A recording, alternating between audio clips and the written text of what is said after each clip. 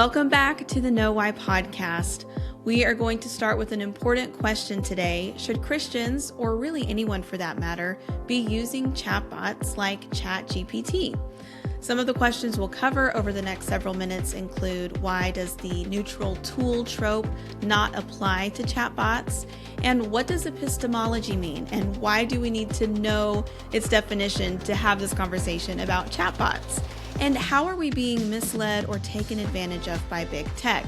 We will cover a lot more as well in this episode. And so I encourage you, whether you are a current chatbot user or not, or you have questions, to just listen with an open mind. And I really hope that this conversation gives you some food for thought.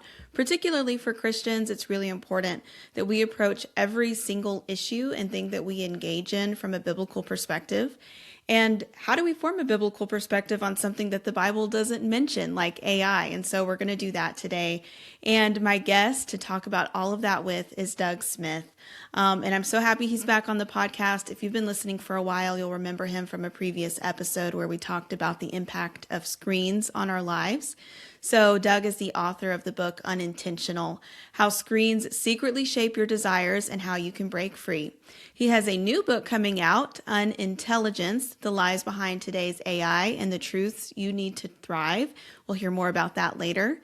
And Doug's insights are forged by decades of software engineering and experience and a lifetime of Bible study. He's married and has 4 daughters. And again, so glad to have him back on. Doug, welcome to the Know Why podcast. Oh, thank you so much, Liberty. It's an honor to be with you again. So as we jump into this conversation, let's start with that big word, epistemology, which maybe doesn't seem like the obvious place to start when we're talking about chatbots, large language models. But you have written about how this is really fundamental for us to kind of lay a groundwork whenever we're talking about these things. So can you tell us why we need to know what this is? Absolutely. Yeah, it's an important question because it really goes to the heart of the issues around AI. So epistemology is a large word. It just simply means, how do you know what you know? How do we come to know things?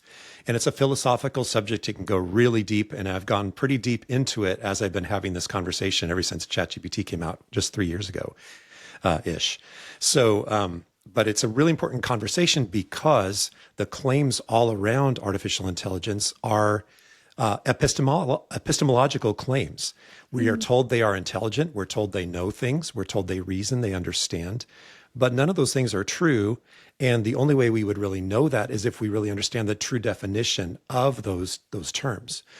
So I've been going deep into the study of epistemology in order to really understand and help us all, especially as Christians, understand what's special about us and the way we come to know that's different from the way machines come to know. And why does that matter?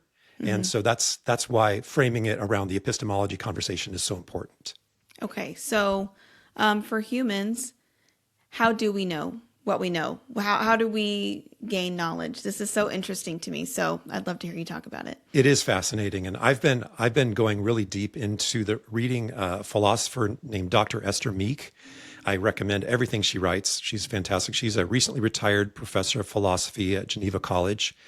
She interprets and kind of extends the epistemology teachings of Michael Polanyi. And Michael Polanyi was a contemporary of Alan Turing, who you may know was kind of the father of modern computing, famous for the Turing test, which is kind of a test we use to decide whether something is intelligent. And we could talk about that. But anyway, Polanyi showed, and Dr. Meek shows even more broadly, how we come to know is very different from the way we're kind of taught in a modernist worldview of how we come to know. What we typically are told is that we come to know things by just ingesting bits of data. Knowledge is about data points on a spreadsheet. And as long as you ingest these data points, then you know those things. But what we know as people, and even in the Bible, the term knowing is a very intimate concept. It's we personally know things by experiencing them. We connect. We have a God-given capacity to connect with him and with reality, with each other, and with everything he's made. And so when we come to know something, it's not about data. It's about experience personally. It's almost about something we can't even articulate. And we can know that when you think about, one of the easiest ways to understand it is by any skill you know. Dr. Meek likes to talk about learning to ride a bike, learning to read. Anything that we do, we almost do now. If you're good at something, you do it without thinking about it. You play the piano, you do art. These things you've learned once upon a time, they were super, super hard. But now you do it without thinking because you know it. That type of knowing, that deeply human knowing is very important. And it's something that a machine will never, ever be able to do, regardless of big tech's claims to the contrary. Right. I like to to make this tangible. In college, there were times where I would stay up all night, just cramming for a test, and I might memorize a lot of information that would get me through the test and even get me a good grade. But if I hadn't actually taken the time to study that information over the course of the whole semester and I had just crammed for the test, I didn't really remember it afterward. It's like, okay, brain dump, now it's gone. And I think maybe even if somebody remembers a hard subject, but a teacher or professor that they really connected with, and because of that relationship, that helped them to understand the concept. I think that's a little bit what we're talking about. And it's funny that when I was reading your post on this, because I actually wrote a paper for a college class that I'm doing last semester on how Jesus really develops that relationship as he's teaching with his disciples. Like, he doesn't just say, here's the information, I'm the Son of God. I mean, he does claim that he is, but it's through relationship and questioning and answering that he's establishing that knowledge. And so I just think that's helpful for us to think about, like, that's the example that God gives. And it really is relatable, I think, to a lot of people when they think about it in those terms. Yeah, that's a wonderful way to look at it, Liberty. I think that's fantastic. They came to, do you not know me, Philip? You think of Jesus, to know me. This is eternal life. To know me and to know the one true God, right? And so it's about knowing, but it's an intimate, it's not data points. It's not, we're saved by assenting to certain mental constructs. We're saved by relationship and connection. And that's how we come to know. Dr. Meek shows us wonderfully well. Anything we know all comes to know through that relational, even a relationship with inanimate things, or trusting your professor, as you were talking about, to guide you to a knowledge of the hard subject.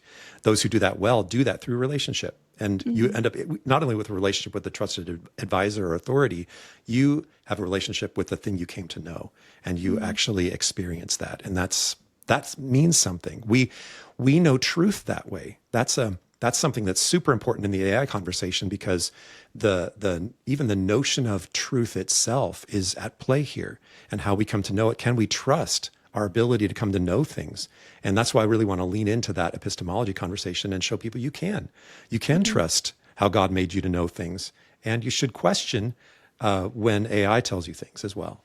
Yeah. So, and that's so relevant, just because I think with social media and cynicism in general, like, people really do question whether there is objective truth. I know for younger generations, which this podcast is geared toward, like, there's a big question of if there even is such a thing as truth. And so just briefly before we kind of dive into the chatbots, where did our understanding of epistemology go wrong? When did it start shifting from this more, I don't know, whole or all-encompassing understanding of knowledge to just, like you were saying, data points and just, information that we kind of receive? Where did that shift happen? Yeah, it's really baked into the air we breathe, and it's been that way for quite a long time. Dr. Meek would say that it's been coming along for about 500 years, since the time of Descartes, who is famous for the idea of "I think, therefore I am." Mm-hmm. That came out of a kind of a rejection of the classical form of how we came to know that was taught by Plato and Aristotle. The idea of there is an eternal truth out there. However they described it through eternal forms, or how we connect with it. One way or another, we connect with something out there. Mm-hmm. And Descartes flipped it around to where we can only know something if it's only in our brain. And even that, we should be super, super skeptical, to the point where you just start with tearing the whole world down to the point of "I think, therefore I am." And in so doing that, he he really flipped the script and made it almost like for us to question anything that we would come to know at all in connecting with. So from that foundation, it's become more and more and more. And as we've embraced materialism, the idea that the material world is all there is, kind of this scientism and all the things wrapped around that, biasing really towards that coming into Darwin and all those kinds of things. We've minimized reality. We've minimized humanity, how we come to know who we even are in Imago Dei. Like today we say things like we're just meat. Computers made out of meat, right? We're just that's how people look at humanity, because we started about 500 years ago breaking down the foundation of our connection with reality at all and with ourselves. And so we believe all these false things, and as a result, we've reduced the target for what knowledge is so low that a machine can kind of hop over that barrier. And so we've been going wrong for a long time. Yeah. And part of Dr. Meek's project is this idea she calls philosophical therapy, helping us turn back around to thinking rightly about the world and our relationship with it. And like you were saying, many of your audience will question, can you know truth? And the good news is, yes, you totally can. And you did when you were a child. And the way you did when you were a child is totally valid. We just, as adults, are kind of taught out of it. It's kind of drummed out of us because we're told, the material world is all that exists, or one way or another. So anyway, hopefully that kind of gets to what you were asking there. Yeah, absolutely. This is so much of what we talked about last year on the Know Why podcast and a couple of the series we did. It was really like going back to the beginning. How were we created as human beings? And if we can understand that gives so much clarity to how we're supposed to live and operate today, and like why we function the way we do. So I love that came in here. But we've had like a crash course on philosophy, I think. So there are some big names people can pull out of that if they want to go do some more research. But let's really get into the chatbots here. So what's the problem with chatbots like ChatGPT and epistemology? Is there like a mimicking or exploitation effect that's happening in the way that they're created to function? Absolutely. Yeah, that is, I think, the important question. Just to take a quick step back, we're kind of discipled in our culture to accept technology on its face as almost like there's this kind of this myth of progress. Anything new is good. And I'm sure we'll talk about some of that, but we don't ask some of those deeper questions. And so the epistemological what are the claims being made about chatbots, and why do they matter? And are they just marketing? Like, isn't just exaggerations? They say they're intelligent. They think they reason. There's agents. All these claims. Yeah, but they're just marketing. I don't think it is, because I really think in reading big tech elites, the things that they claim, the things that they believe about what they're doing, and especially what they want us to believe in this world-changing, economy-shaping technology. They think this is really going to be the big thing that changes everything. And they're making those claims based on saying, these machines know. And if they don't, they almost do. And we're going to make general intelligence, we're going to actually make something smarter than us. And they even say that today. You should treat ChatGPT as maybe as an intern, or maybe as a mid-level, someone with a master's degree on certain subjects. Treat them, think of them in those terms. And why would we do that? It's because we believe certain things about them. And what my claim has been, and what I've been writing, is that none of those claims are true. It's literally a foundations of lies from top to bottom. So how do they exploit kind of what we were just talking about, how humans were created to know?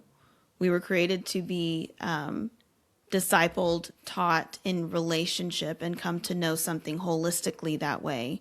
So how do chatbots exploit that? Yeah, they just knowing that they do before the how is just, I think, a really, really important point. The reason that 800 million or plus a billion people, probably upwards of, by the time this comes out, who knows, of ChatGPT, that they're ChatGPT users in just a little over 3 years, is because they're really, really good at making products that are really, really dependency forming. And we know that from social media, right? I've been writing about that for a long time. And we're learning now there's intentionally addictive strategies that they make their user experience. Nothing about a big tech product's user experience is by accident. All of it is done with extremely careful attention to detail.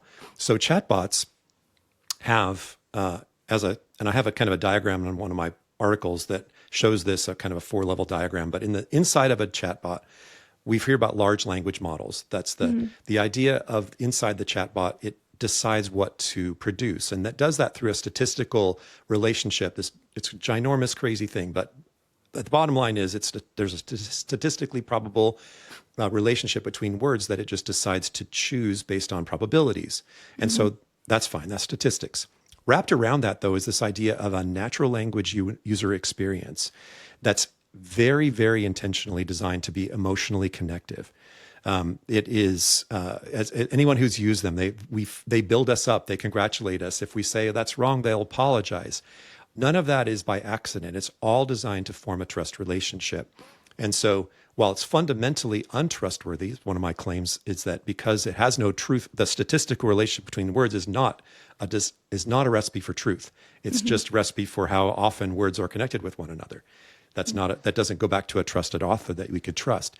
So then you wrap that around that emotional UI, so much so that in one of a recent release of ChatGPT, one of the releases of version 4, they actually had to put an apology out on their website that said, "Oh, sorry, we made it too sycophantic. We got a lot of feedback saying, oh, you guys felt like we were just praising you too much, and it felt weirding. Okay, sorry, we want to make long-term users, not short-term users." So they've dialed it back. But what that means is they've got all these dials that they're willing to switch, that are willing to turn it, okay, just enough sycophancy to keep you feeling good about it, and not quite enough. And so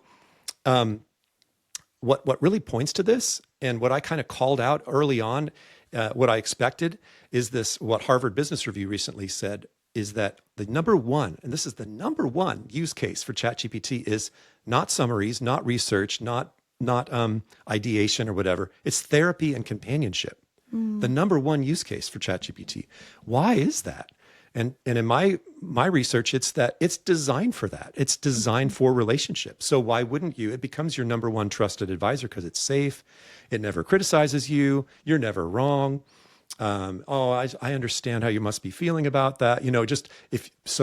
Why wouldn't you ask it more? I have a fight with my spouse. I've got these problems with my kids. I've got, whatever. And people claim epiphanies, all these things they're learning because of these chatbots, because they're designed to form a trust relationship that they do not deserve.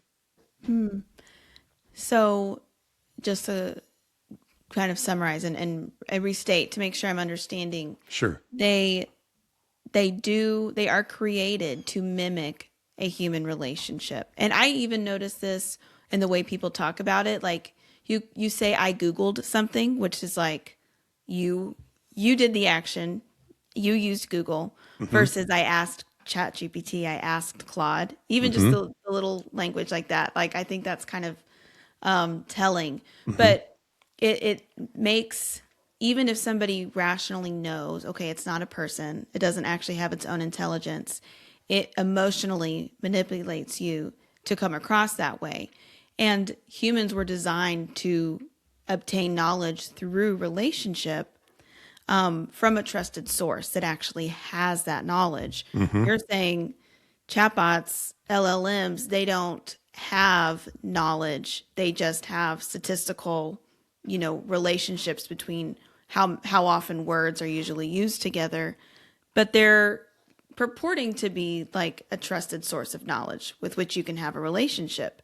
And even if we rationally know that, like there's kind of something that happens when you use it over and over. I was just reading in the New York Times an article earlier today, actually, that was interviewing counselors and therapists and everything with, it's not just like the occasional psychosis episode with somebody who already had a lot of mental health problems. These are like, they're seeing a lot of stable people who all of a sudden are having these episodes with a chatbot that are very concerning. So what's the danger of like using that over and over again, even if you know, like I know it doesn't actually know. I know it's not a real person. I know it's not a real relationship. Is it harmful to continue using something that mimics that, though? I think that it is. And one thing you might just think for your audience to think about is, who did you chat with before you chatted with chatbots? You only chatted with people. You had a question, you'd text your mom. You had a question, you text your sister, you text your brother, you text your spouse, your friends. They're made to feel just like that, except they're always available. They're never tired. So even like you talk about, if you're kind of telling yourself, I know they're not intelligent, but you feels that way in every interaction. It's always the first person pronouns on them. They're, I am glad to help you. I'm sorry, all those kind of things. I think you're wonderful. All these things that chatbots will say. And lead people into the papers that are coming out on the psychoses are super, super troubling. And a lot of people kind of write those off as edge case, weird things that are happening, but it's not like that. People are, this is what they're designed to do. They're designed to form a trust relationship, and they never get tired, and they never lose sight of the design that they were created for. Where we get tired and we get, I'm exhausted after a long day. Just tell me what I need to do. People get decision fatigue. I'm hearing stories of people, they've uploaded their entire wardrobe into ChatGPT so they can be told what to wear, or that, they don't know what to have for dinner tonight. They don't know what to do for vacation. Like all these kind of things they've outsourced. And so we as humans tend to gravitate towards the path of least resistance. User experience engineers on computers I've been doing this a long time. We all talk about making a easy to use user interface, because nobody wants to work with, nobody wants to write code all the time like I do. They want an easy to use computer. Well, what if it's so easy that you just don't even think that you're even using a computer? You're talking to another person. You're talking to your best friend. Well, that's powerful. And they can lead you pretty much anywhere they want to take you after a result of that. I really appreciated the point about who we used to ask, because I think that is, I think that is relevant. Something that I wrote about a while ago was how a lot of people are using ChatGPT to make like a workout routine or something like that. Several years ago, my best friend was studying personal fitness and health, and I asked her like, hey, can you create a custom like meal plan and workout routine? And she did, and she hand wrote a bunch of notes for me with like motivation, and they were on my fridge, and I would call her and she would text me for accountability. And that was just like a really fun, season of our friendship that I would have missed out on. But what about, to just play the devil's advocate, or if somebody's skeptical here, like, okay, well, there's also a lot of times where I do just Google something. And I mean, I do that. I'll Google things or look up it in an encyclopedia if you're a little more old school, or a dictionary. So what's the difference between that and ChatGPT, or is there a difference? There's a huge difference. And it's a really important question. Well, first of all, for Google, though, you have to understand that Google's top result is an AI summary, typically of the search results. So it's hard with even Google. Pre-AI Google. Pre-AI Google. That's annoying. I'm always fighting the AI summary. I know. I'm always trying to turn it off. Now, one life hack or whatever, if you type the word, or type these letters minus AI as part of your search. So you type in your search, and then either before or after the search, you type space minus AI. Those AI summaries won't show up. So that's a help to everybody. That's worth the price of the podcast right there. Absolutely. Just minus AI. So the difference, though, the pre-AI Google is the sourcing. It's the who says who. Even like you think about an authority or an author. The authority, the author, is only as trustworthy as we validate that they're trustworthy, right? Like you trust your mom for certain things because you have this relationship with her. You may not ask her about relativity unless she's a rocket scientist, right? But you probably ask her for a recipe, or you might ask her for life advice, or you might ask. So we with Google, I think all of us who regularly would use a search engine and still do have sites that we learn to trust, and sites that we're like, oh no, that's spam. That's not trustworthy. That's iffy. I'll give it a shot. But that's the whole process of learning, right? Asking multiple sources, encyclopedias, discerning. That's you know what that is? That's critical thinking. And that's what That's one of my claims, is that's going away with our use of chatbots because we're trusting that the chatbot has assimilated, we're told this story, they've assimilated the entire internet into this corpus of knowledge that we can trust, and we can't. Because the difference there is a chatbot doesn't know the truth of anything. Its goal is to keep you using it, not to provide truth value. So it'll assemble the words that are as close as possible. Oh, that sounds close enough. That's probably right. And I'm too tired to care anyway. So, okay, good. Copy, paste, boom. That is not a trusted advisor, and that's wearing down your critical thinking skills. So it's a very big difference in terms of search engine versus chatbot. Yeah, that's helpful. When I taught English to like middle schoolers and high schoolers, I had to explain back before AI was so big, like, hey, don't cite Wikipedia in your paper. And, what are trustworthy sources? So even then it's like, you can use the internet for research, but know what websites are trustworthy and actually have authority versus which ones may not. And so that kind of goes into the follow-up question, but I've heard people who are even skeptical of AI say, well, sometimes it really is helpful for research. And so is there a scenario in which it can like just pull a lot of sources or synthesize a lot of things quickly that otherwise someone might have to search for or Google for a long time? Or do you think that it's not even helpful or safe, so to speak, in that way? Right. It's a really important question, Liberty. I think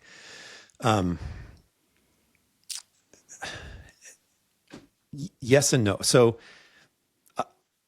I have a mixed way of saying this because I don't want to, like, sometimes when I come off and say certain things, people are like, oh, you're just a Luddite. You're just past the point. You're just like, you're just out of touch, and dismiss anything I say at all. And I don't want people like to, think, you've had too many Winters, Smith, and you probably shouldn't be trustworthy. Right. But I'm a software engineer. I'm still a senior software engineer for Covenant Eyes. I work on the Android platform. I'm very much a technologist. So I'm not afraid of this. I'm not a Luddite, I've been accused of all these things. But I care deeply about how we're shaped. We are shaped by our use of every technology. And there is a design around this. Now, people claim and people say, it spurs my ideas. I asked it for some research. I said, summarize the top 10 sources for a certain subject. Does it super fast? Sure, 2 of them were completely made up. 8 of them, maybe 2 more were not quite right on target, but it got me started, gave me some ideas. Every interaction that's positive in that way builds a trust relationship that then the next time it becomes the top of mind solution. So me personally, I will not. And so even on my blog, I put an example of asking it to summarize a book that I had not written. Write me a 250 word. I was actually going to ask you to talk about this example. Yeah, write a 250 word summary of a book that I have not written, and cite your top 3 most scholarly influences. It did that. It wrote a 200. It was a very plausible. It had obviously had an online article of something I had written, so it kind of knew what my tone would be roughly. But it made up everything. Every source was made up.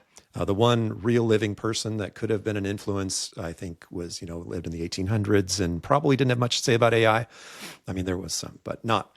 Anyway, all that to say, it totally made it up. But if you did not know, then you wouldn't know.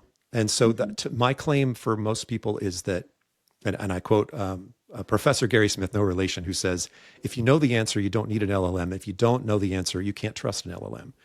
So, and the other point that I like to try to make is that the imperative, the reason that AI is so important right now is because big tech wants it to be important. They've staked their entire survival.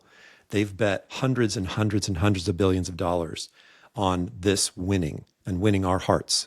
And not because we woke up in 2020 or 2015 and said, you know what I really need? A statistical word generator that pretends to be sentient.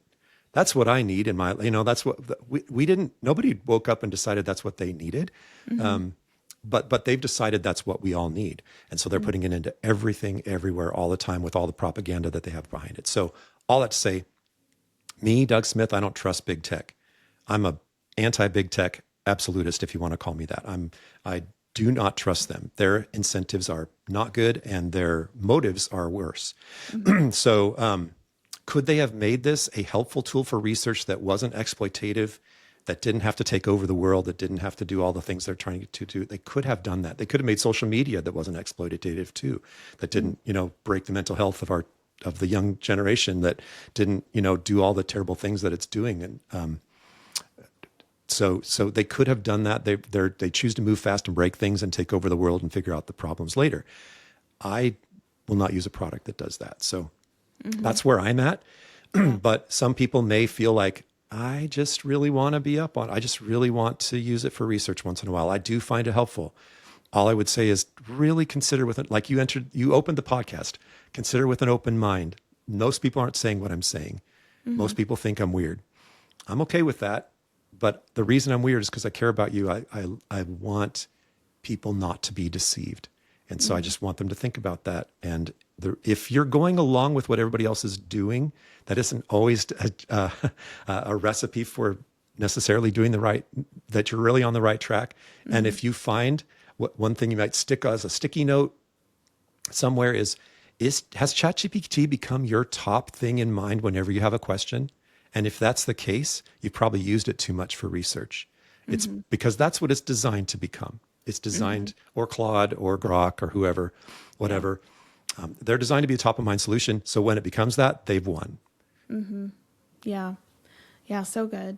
I'm weird too, Doug. So Yay. that's why I wanted you to be on this podcast. But I also, I recognize that I want to recognize that I could be wrong too. And Sure. so it would be great if some of the things that I'm concerned about or you're warning about don't come to fruition. But I think I think there's just an element that you really help us understand with kind of like the behind the scenes and, like you said, the motives and incentives of big tech.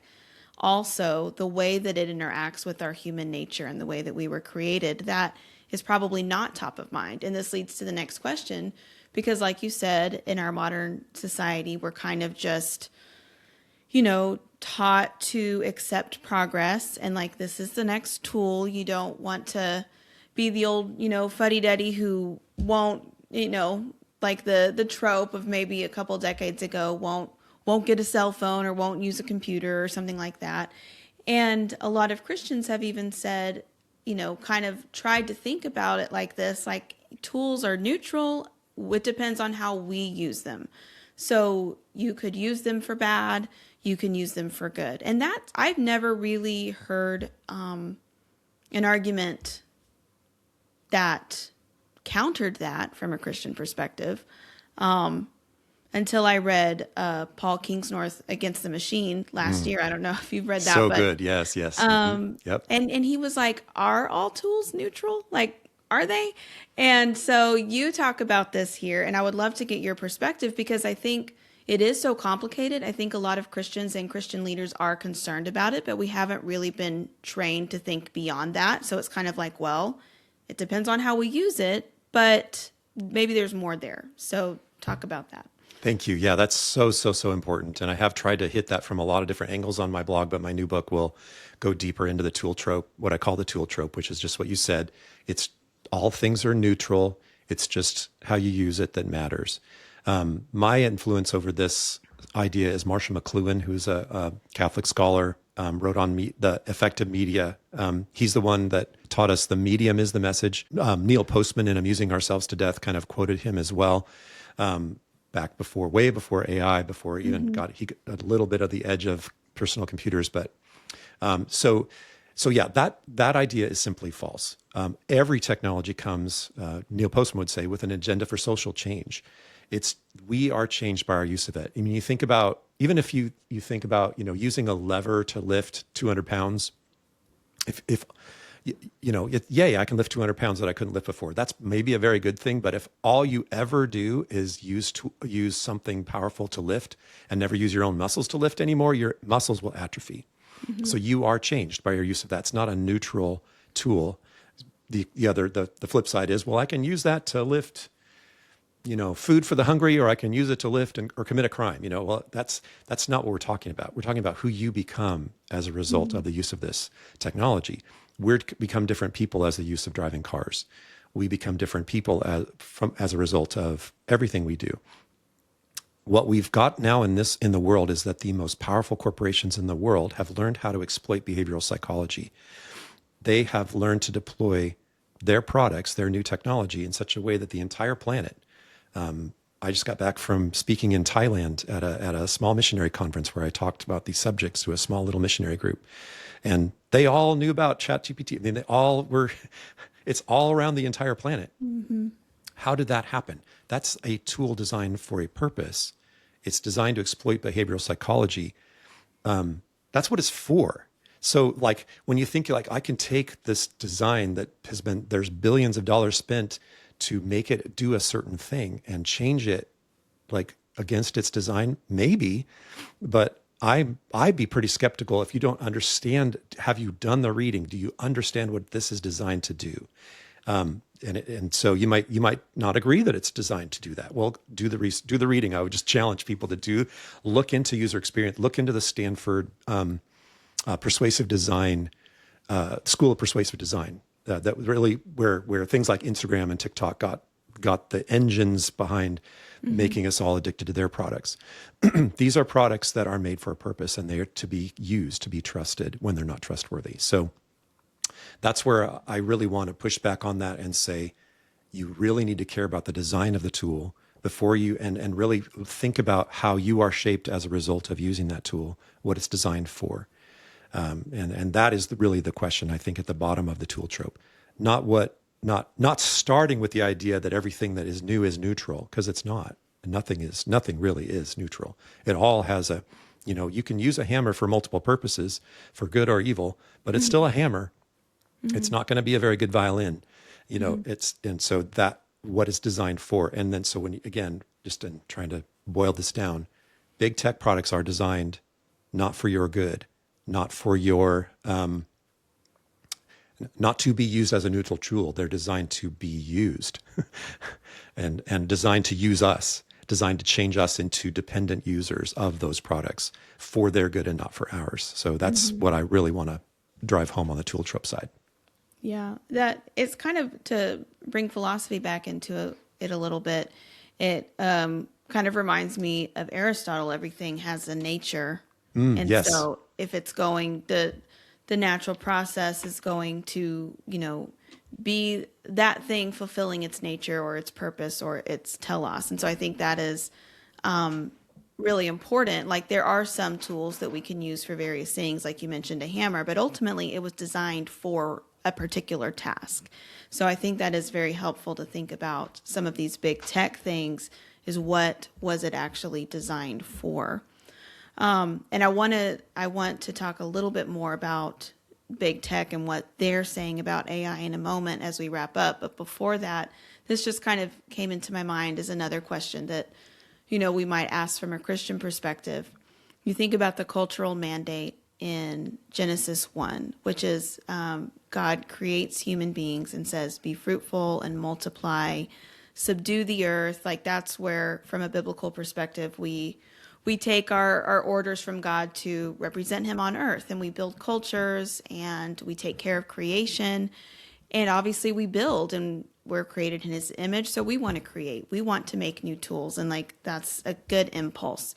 So there's also the argument that, okay, AI is just this massive, like super powerful and kind of scary tool, but it was ultimately made by humans. This is just part of human beings doing what in a way we were designed to do. So what would you say to that? I love that question. That's super good. One of the things that I'm excited about in my new book is that I'm going to be spending a lot of time on the positive things we should do instead. So that the creation mandate is totally what we should be doing. We should be creating a lot with God. That is what he made us for. And there are unique things, like we're told that chatbots help us to become more creative, but they really don't. It's more of a box that you live in. And true creativity, we come up with genuinely new ideas. No chatbot's ever done that and never will. So there's a whole wonderful thing about being human that I'm just excited to talk about. But So, but is AI one of those things? I would classify AI much more in the category of the Tower of Babel, and I'm not the only person. I think even Paul Kingsnorth has talked about it in those terms, than say a society or a something that's kind of a thing that's made things better. And the reason is that the entire foundation, what they're trying to make, what they're trying to build, really does have like the tower that reaches heaven kind of and the aspects to it. And we can talk about that more when we talk about big tech. So, but I think it, again, looking at what it is and what it's for, the telos of AI, it isn't, while they claim, they claim a lot of things that it's going to, there's utopian or dystopian future views of, depending on how you're looking at it. Fundamentally for what it is,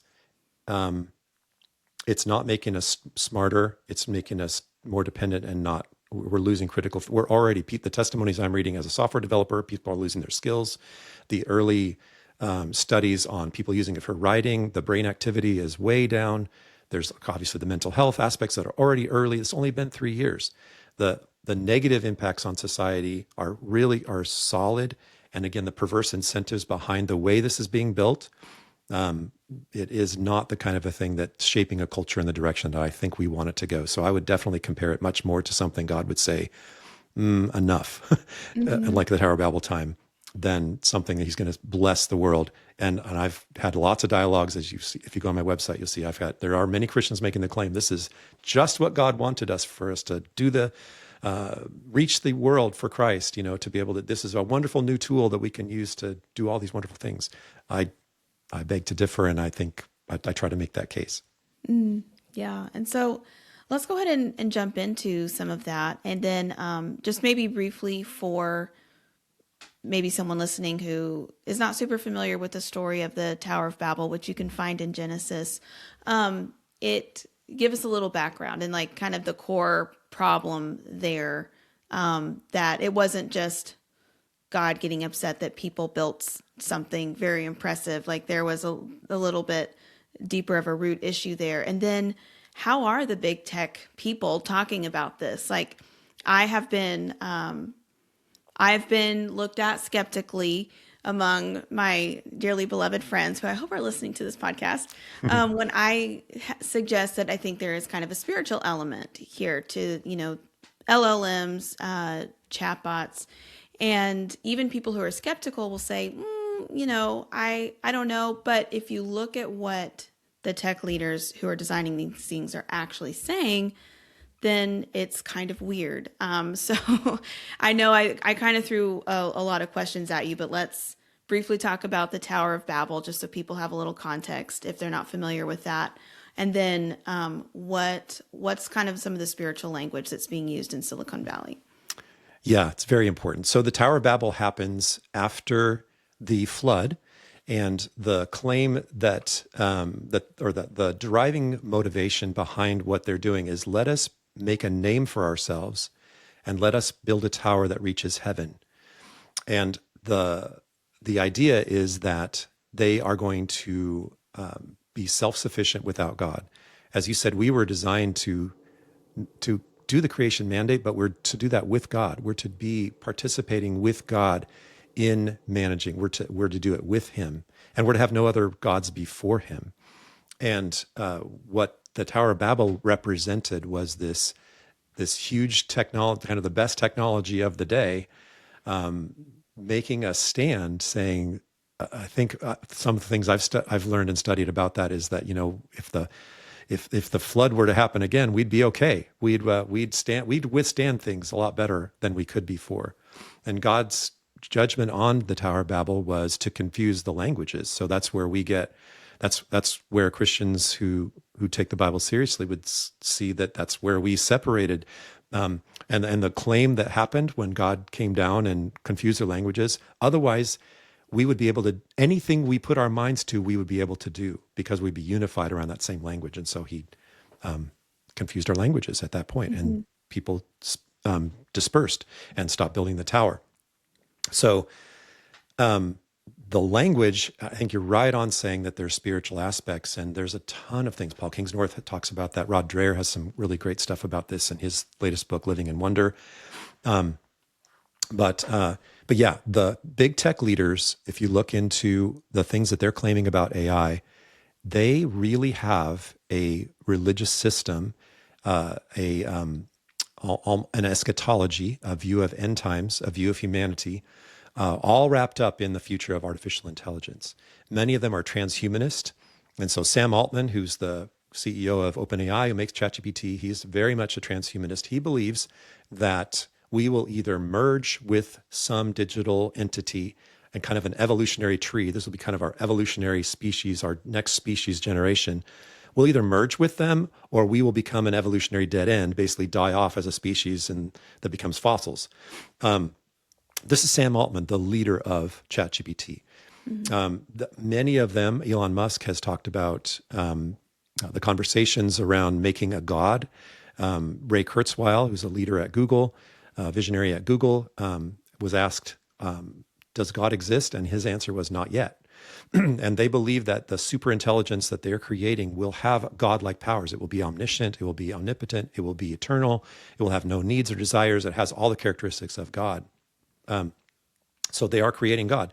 As a Christian, when I hear that, I hear idol. I hear Psalm 115, those who make them become like them. There's a whole thing around that. There's even this whole idea, this is a big rabbit hole. We could totally do a whole show on this idea of a system called effective altruism, which is a kind of a cult-like Silicon Valley belief system around how to choose what good things to do.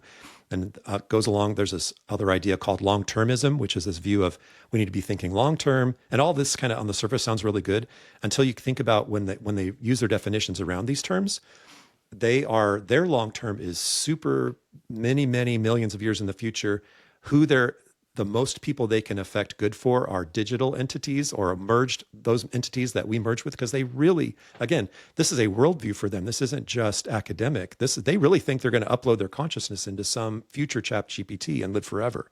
That's eschatology. This is eternal life. This is everything that Christians are for, except they're doing it digitally instead of through Christ, and through the humanity, through the world that God has given us. So that's why it looks to me so much like the Tower of Babel. It's a fabrication outside of the real world, the human enfleshed. Jesus became flesh and dwelt among us. We are the reality that God has made is something he has not given up on.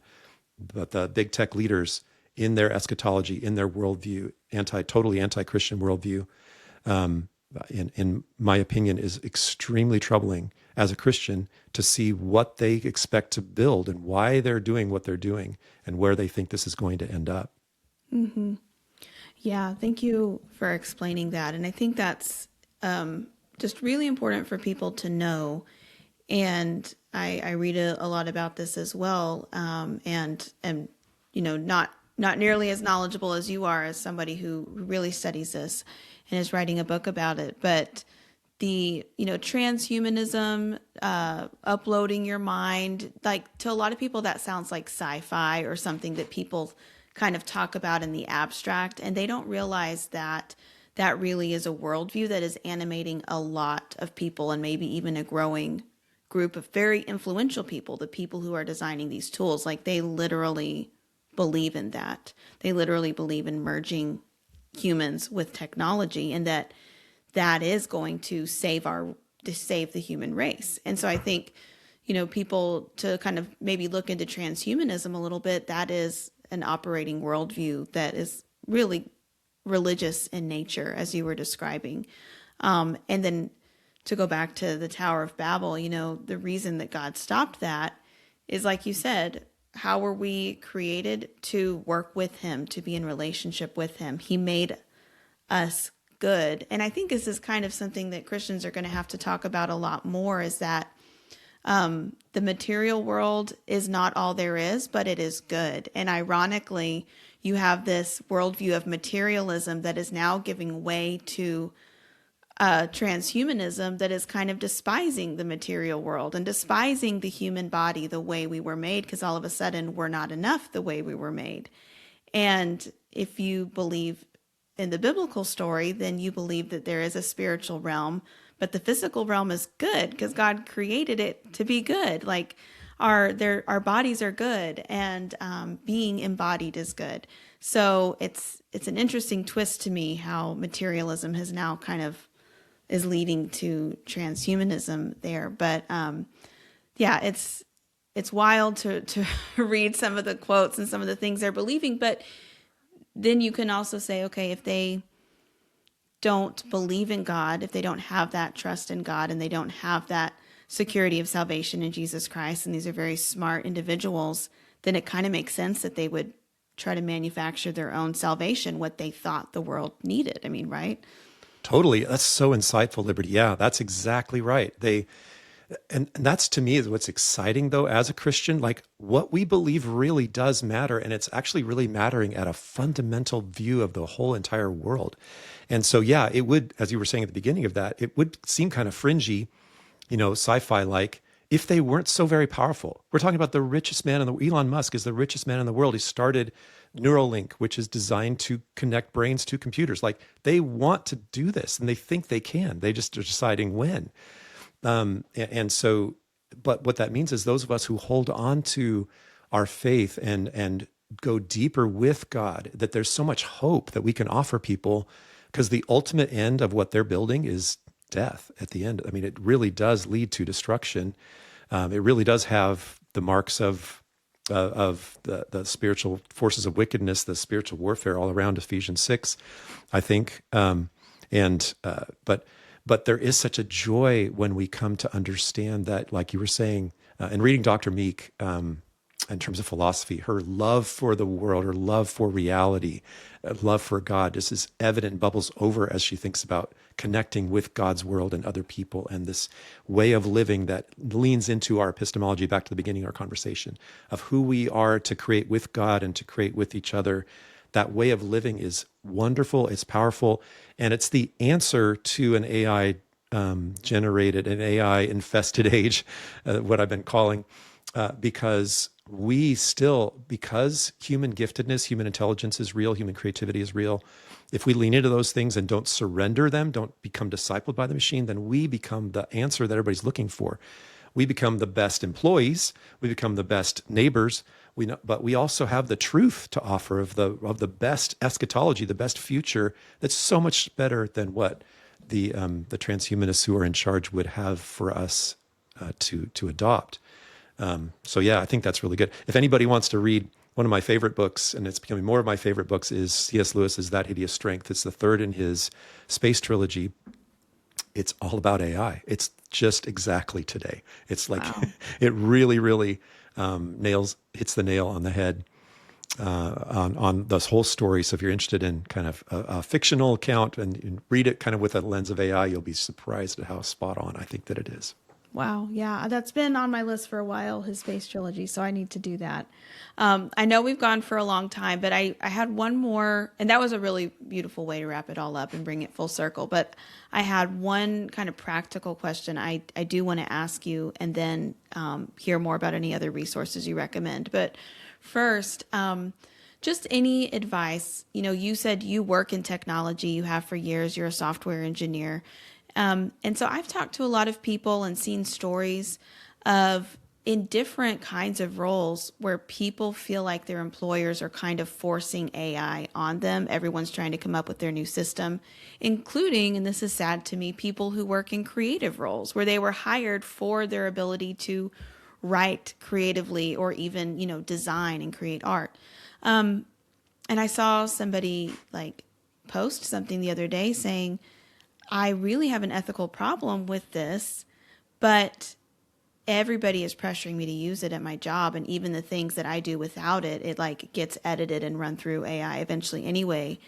So do you just have any kind of practical, for Christians who are concerned about this and they don't want to use something that they feel wrong about using in their work? Where do they go?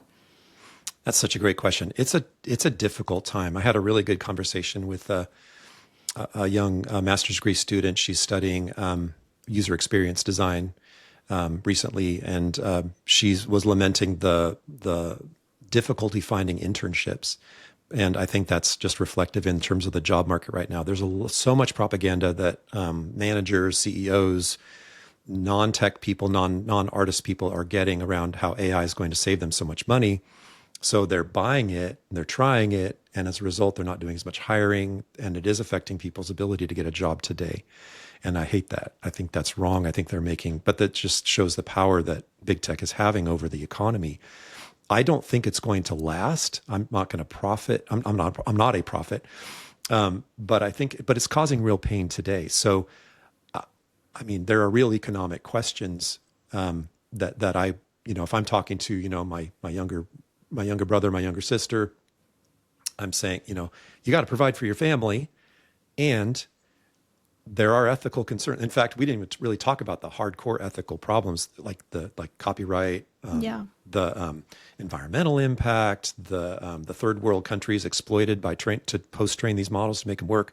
If you want to read a book on all of that, The Empire of AI by Karen Howe, I think is how you say her last name. Super, super detailed, journalistic account of how OpenAI became what it was. It's exploitation from top to bottom. But so yeah, there's ethical questions beyond everything else we've talked about that's super important too. So you have good reasons not to. My advice would be a light where you can, lean into your skills, do the best work you can, be the best human to work for. And if me personally, I was literally required to use AI at work, I would be looking for another job. I wouldn't quit my job before I found another job, but I would be looking at there. There's going to be a pushback.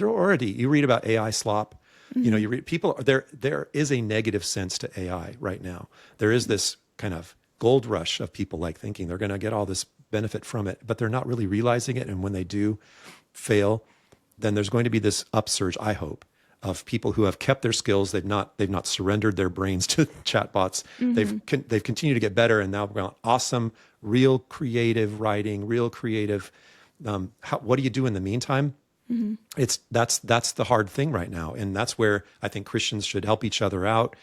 We should be offering those kinds of opportunities. There's the whole in the past, organic or farm to table, or real human stuff that we want to build. I think there's a movement. There's a place for that movement to happen today. I think there's a place for us to be wanting to see that. But right now, we're at a very high level of hype, a very high level of all the promises that AI is supposed to bring us. And so it's really hard to kind of be like me and you talking about, this may not be the path we want to take. It might not lead us where we want to go. So if you're in that camp, I want to encourage you to stay true to what you know is true, and hopefully to either be a light in your company, but if you can't, to try to graciously try to find a place where you can, and just hope in the development of your skills and your abilities that as the truth comes out, more opportunities will unfold. And that's I think the best advice I can have right now. Yeah, that's helpful. People with real human skills will be in high demand once again. I believe, at least for, I agree. So what resources do you recommend? You've already mentioned several people, some good books, but feel free to mention any others on your website as well. Yeah, thank you so much. I've been writing on this for quite a while now at my website. My website is That Doug Smith, THAT, That Doug Smith, because DougSmith.com was $32,000. So That Doug Smith was $20.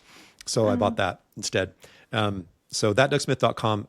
One of the things I'd love is that, like you mentioned, I'm working on my new book called Unintelligence, The Lies Behind Today's AI and the Truths You Need to Thrive.